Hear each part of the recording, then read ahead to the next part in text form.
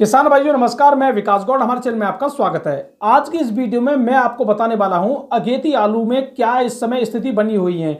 UP का आलू हो, पंजाब का आलू हो, हरियाणा का आलू हो, ऊना होशियारपुर में अभी अगेती आलू में क्या हलचल देखने को मिल रही है। काफी लोग ये बता रहे हैं कि वहां पे इतनी बारिश पड़ी है कि सब कुछ खत्म हो गया। काफी लोग ये कह रहे हैं कि अगेती आलू का मैदान साफ हो गया। बहुत कुछ बातें बताई जा रही हैं और आज इस वीडियो में मैं आपको पूरी सच्चाई बताने वाला हूं। आखिर वहां पे क्या हलचल देखने को मिल रही है, फर्रुखाबाद से लेके ऊना होशियारपुर तक की पूरी रिपोर्टिंग आपको इस वीडियो में हम देंगे। लेकिन उससे पहले एक जानकारी हमारे पास आ रही है, इसको मैं आपको जरूर बताना चाहूंगा।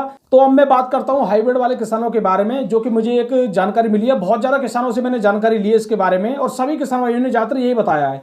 जिन लोगों का इस समय कोल्ड में मोटा आलू रखा है, हाइब्रिड, केवल हाइब्रिड आलू रखा है और वो इस समय बीज निकालना चाह रहे हैं कोल्ड से, तो उनको कोल्ड वाले बीज नहीं निकालने दे रहे हैं। वो ये कह रहे हैं अपने मोटे जो हाइब्रिड आलू रखा है या तो उसको बेचिए, अगर नहीं बेच रही हो तो बीज के लॉट का और हाइब्रिड वाले मोटे आलू के लॉट का दोनों का भाड़ा जमा कर जाइए, अपना आलू कुछ भी कीजिए, हमें कोई मतलब नहीं है। कहने का मतलब देखिए, सीधी सीधी बात है, इस समय हाइब्रिड वाले किसान भाइयों के पास पैसा नहीं है जो दोनों लॉट का ही पहले भाड़ा जमा कर जाए, ठीक है, फिर उसमें से बीज निकाल के ले जाए। और कोल्ड वालों को अपना चाहिए भाड़ा। कोल्ड वालों को ये डर लग रहा है कि ऐसा ना हो बीज निकाल ले जाए और मोटे आलू को ये रिस्क लेके यहाँ रख रहे हैं, या तो अच्छा ही मिलेगा या फिर भाड़े में चला जाएगा। उनको भी इस बात का डर लग रहा है। तो देखिए, दोनों ही बातें इसमें समझौता वो आपस में कर सकते हैं, लेकिन बात यही है, हाइब्रिड वाले किसानों को ये बात समझनी चाहिए कि आज उनके हाइब्रिड आलू की कदर कोई भी कोल्ड वाला नहीं कर रहा है। और यही जो हाइब्रिड वाले किसान हैं, यही कोल्ड वालों को सबसे बड़ा मुनाफा पहुंचाते हैं, क्योंकि कोल्ड हमेशा खाली रह सकते हैं। केवल हाइब्रिड आलू की वजह से उनके कोल्ड फुल भरे जाते हैं। हर साल हमारी जमीन उतनी है, हम ज्यादातर उतनी जमीन में आलू करते हैं, लेकिन कोल्ड हर साल बढ़ जाते हैं। कभी 4 कोल्ड बन गए, कभी 2 कोल्ड बन गए, नए कोल्ड हर साल बढ़ रहे हैं और उसके बावजूद भी सभी कोल्ड फुल भर जाते हैं। बस इसका सबसे बड़ा कारण है कि हम उतनी ही जमीन में पैदावार ज्यादा निकाल रहे हैं। अब पैदावार क्यों ज्यादा निकाल रहे हैं? केवल हाइब्रिड वैरायटी को करके। इसकी वजह से किसान तो गरीब हो रहे हैं और कोल्ड वाले या सभी लोग अमीर हो रहे हैं, सीधी सी बात है, ठीक है। इसको बात को हमारे किसान भाइयों को समझना पड़ेगा, तभी उनका उद्धार होगा। अगर आप 10-15% अगर आलू कम करते हो और अच्छी क्वालिटी का करते हो तो आपको पैसा मिलने से दुनिया की कोई ताकत नहीं है जो रोक ले।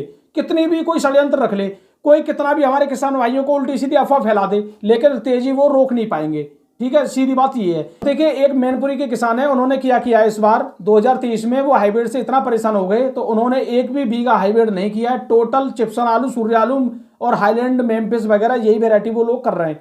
40 बीघा पिछली बार हाइब्रिड था, इस बार एक भी बीघा हाइब्रिड नहीं कर रहे हैं। वो परेशान हो गए हाइब्रिड से।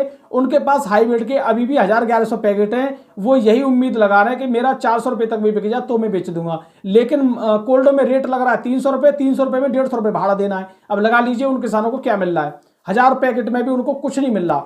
इस चीज से परेशान होकर वो हाइब्रिड को हटा रहे हैं। उन्होंने अपनी यहाँ समझदारी दिखाई है, ऐसी हमारे बहुत किसानों को समझदारी दिखानी चाहिए। अब मैं हाइब्रिड जिन कोल्डों में रखा है, यानी हाइब्रिड का बीज जिन कोल्डों में रखा है, उन कोल्डों को भी बहुत बुरे हाल है। वहां पे हाइब्रिड का बीज ही नहीं निकल रहा, ना वहां पे कोई लेने जा रहा है बीज को। तो कोल्ड वालों की भी बहुत बड़ी टेंशन बनी हुई है हाइब्रिड का बीज। और इस समय कंपनी वाले जो हाइब्रिड का बीज बेचते थे उनको भी बड़ी टेंशन है। वो भी इस बार सोच रहे हैं कि हम हाइब्रिड कम करें या ज्यादा करें, बीज कितना बनाएं नहीं बनाएं, वो भी इस समय परेशान है। जो सरकारी डिपार्टमेंट में हॉर्टिकल्चर या उद्यान विभाग में जो बीज मिलता है किसानों को, वहां पे भी हाइब्रिड आलू के बुरे हाल है। हाइब्रिड का बीज काफी सस्ता मिल रहा है, सूर्य चिप्सोना का बीज काफी महंगा मिल रहा है, ये वहां पे भी हाल बने हुए हैं। मतलब हॉर्टिकल्चर वाले भी कह रहे हैं कि हाइब्रिड का बीज ले जाइए, ऐसे ले जाइए बिना लॉटरी गई, ठीक है। अब इससे आप लोगों को सब कुछ समझ में आ गया, लेकिन कुछ यहाँ पे किसान हमारे दिमाग लगाएंगे। तो गौर साहब, इसका मतलब तो ये है कि इस बार जब हम हाइब्रिड कर देंगे तो हमें बहुत बड़ा मुनाफा मिलेगा, क्योंकि बहुत लोग हाइब्रिड से हट रहे हैं। तो ये आप लोगों की सोच हो सकती है, ठीक है। ऐसा वो लोग इस चीज को देखते हुए हटे हैं और आप उसी चीज में कूदना चाह रहे हो, पहली बात। यानी वो हाइब्रिड को पूरा करके और छोड़ रहे हैं और आप उसमें कूद रहे हो एक मौका समझ के, लेकिन ऐसा नहीं होता है। काफी लोग ये भी कहेंगे अगर रकबा कम लग रहा है तो मैं ज्यादा लगा दूं, दूसरों को सलाह देते हैं कम करने की, खुद ज्यादा कर देते हैं। कुछ लोग ऐसा भी दिमाग लगाते हैं, लेकिन इसमें सहयोग हर किसी का चाहिए। जब दूसरा व्यक्ति आग में से निकल के आ रहा है तो आप उस आग में क्यों कूदना चाह रहे हो? पहली बात तो यही है। तो अपनी समझदारी से सभी किसान चलें, और आपको मैं बता रहा हूं आने वाले टाइम में आपको फायदा ही मिलेगा अगर समझदारी से हम ऐसे ही चलते हैं। तो थोड़ी परेशानी आ रही है, थोड़ी हम कुर्बानी दे रहे हैं, हाइब्रिड आलू को ना लगा के हम ये मान लीजिए कुर्बानी दे रहे हैं, उस आलू को कैसी भी हम हटा रहे हैं, ठीक है। लेकिन आने वाले भविष्य में 1-2 साल में आपको ऐसा अच्छा मुनाफा मिलने लगेगा, आपकी इज्जत भी होगी, आपको पैसा भी मिलेगा। तो इस चीज पे आपको सोचना चाहिए, ज्यादा दिमाग नहीं लगाना चाहिए। और अब मैं बात करता हूं यहाँ पे किसान भाइयों आज के आलू के भाव के बारे में, फिर मैं आपको बताता हूं जो मेरे पास रिपोर्ट आई है ऊना होशियारपुर की वो क्या कह रही है। यहाँ पे मैं बात करता हूँ पुणे मंडी की। पुणे मंडी में आज यूपी का आलू बिका है 12 से लेकर 14 रुपए किलो लो क्वालिटी का, अच्छी क्वालिटी के आलू बिके हैं 13 से लेकर 15 रुपए किलो तक। और यहाँ पे मंचर का आलू आ रहा है जो नया आलू है वो 4-5 हजार पैकेट पहुंच रहा है 16 से लेकर 17, वीआईपी तो 18 रुपए किलो। मुंबई की बात करें लगभग 60-65 गाड़ी पहुंची है। यूपी का आलू बिका है यहाँ पे 10 से लेकर 13 रुपए किलो, वीआईपी तो 14 रुपए किलो, 60-65 गाड़ी बैलेंस को लगा के हैं ये। इंदौर की बात करें 16 से लेकर 18 रुपए किलो। गुजरात का बिका 8 से लेकर 10, वीआईपी तो 10.5-11 रुपए किलो तक यहाँ बिका है। नासिक मंडी की बात करें 10 से लेकर 15 रुपए किलो। अब मैं बात करता हूँ यहाँ पे बेंगलोर की। बेंगलोर में लो क्वालिटी के बिके 13 से लेकर 16 रुपए किलो, अच्छी क्वालिटी के बिके 16 से लेकर 18 रुपए kilo, VIP extra quality double VIP तो 18.5 यहाँ बिका है। और चेन्नई मंडी की बात करें चेन्नई में 14 से लेकर 16 रुपए किलो, वीआईपी तो 16 से लेकर 17 रुपए किलो, और डबल वीआईपी तो 18 तक भी यहाँ बिके। गुवाहाटी मंडी की बात करें गुवाहाटी मंडी में कुछ गड़बड़ देखी जा रही है, गाड़ियों की संख्या ज्यादा हो रही है। वहां पे यूपी का आलू बिका 12 से लेकर 15 रुपए किलो, वीआईपी तो 16 रुपए किलो। फरुखाबाद की बात करें 12 से लेकर 13 रुपए किलो यहाँ बिका है, और एक्स्ट्रा वीआईपी क्वालिटी के तो 14-14.5 तक यहाँ बिके। और मैं बात करता हूँ दिल्ली मंडी की। दिल्ली मंडी में आज 134 गाड़ी है, 54 गाड़ी कल की बैलेंस को लगा के 37-97 500 से लेकर 550, वीआईपी है तो यहाँ पे 560-70 तक यहाँ बिके हैं। चिप्सोना की बात करें अलीगढ़ का बिका है 550 से लेकर 650 रुपए, चड़ौसी का बिका है 650 से लेकर 750 रुपए तक, सूर्य बिका है 600 से लेकर 750 रुपए, चड़ौसी का सूर्य बिका है 800 से लेकर 950 रुपए, वीआईपी क्वालिटी है तो 1000 तक यहाँ बिका है मार्का वाला, ठीक है। और हाईवेट बिका है दिल्ली में 400 से लेकर 500 वीआईपी क्वालिटी का। अब मैं बात करता हूं यहाँ पे बाराबंकी की और बिहार की। इस समय बाराबंकी में तेजी देखने को मिल रही है, काफी किसानों को कोल्ड में लूटमार की जा रही है, यानी बाराबंकी के किसानों के साथ लूटमार की जा रही है।